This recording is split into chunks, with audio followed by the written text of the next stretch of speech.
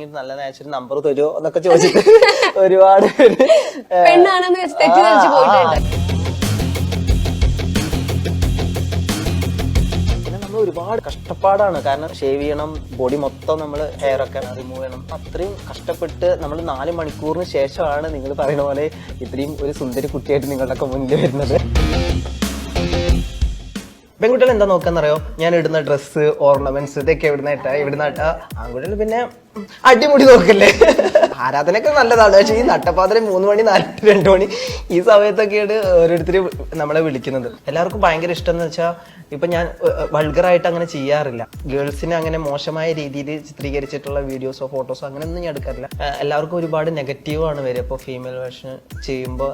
പക്ഷെ ആരും എനിക്ക് അങ്ങനെ നെഗറ്റീവായിട്ട് ആരും പറയുന്നില്ല അധികവും. ഭയങ്കര കുറെ അമ്മമാര് എനിക്ക് വന്നിട്ട് ജിഷ്ണു അങ്ങനെ അടിപൊളിയാണ് അങ്ങനെ ഇങ്ങനെയെന്നൊക്കെ പറഞ്ഞ് ഒരുപാട് മെസ്സേജുകൾ വരും.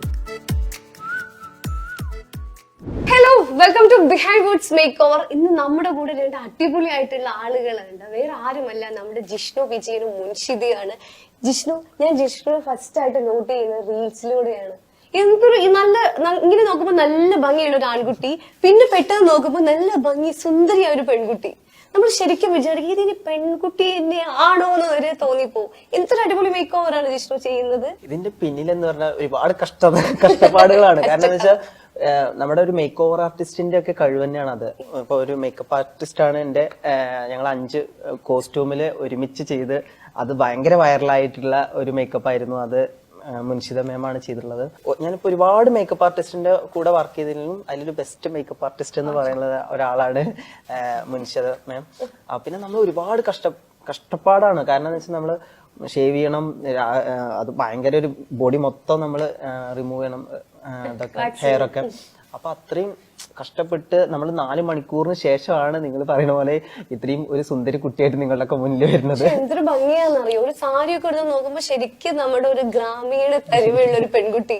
അങ്ങനെ ഒരുപാട് മെസ്സേജ് വന്നിട്ടുണ്ട്. എനിക്ക് വരാനുള്ളത് മാമിന് വന്നിട്ടുണ്ട്. ഒരുപാട് നല്ല ഭംഗി നല്ല നാച്ചുറൽ നമ്പർ തരുമോ എന്നൊക്കെ ചോദിച്ചിട്ട് ഒരുപാട് പെണ്ണാണെന്ന് വെച്ച് തെറ്റിദ്ധരിച്ച് പോയിട്ടുണ്ട്. അങ്ങനെയൊക്കെ ഓരോരുത്തർ നമ്പറൊക്കെ ചോദിച്ചിട്ടുണ്ട്. എങ്ങനെയാണ് ജിഷ്ണുവിലേക്ക് എത്തുന്നത്? സത്യം പറയണെന്നുണ്ടെങ്കിൽ എന്റെ സിസ്റ്ററിന്റെ ഫ്രണ്ടാണ് അവന്.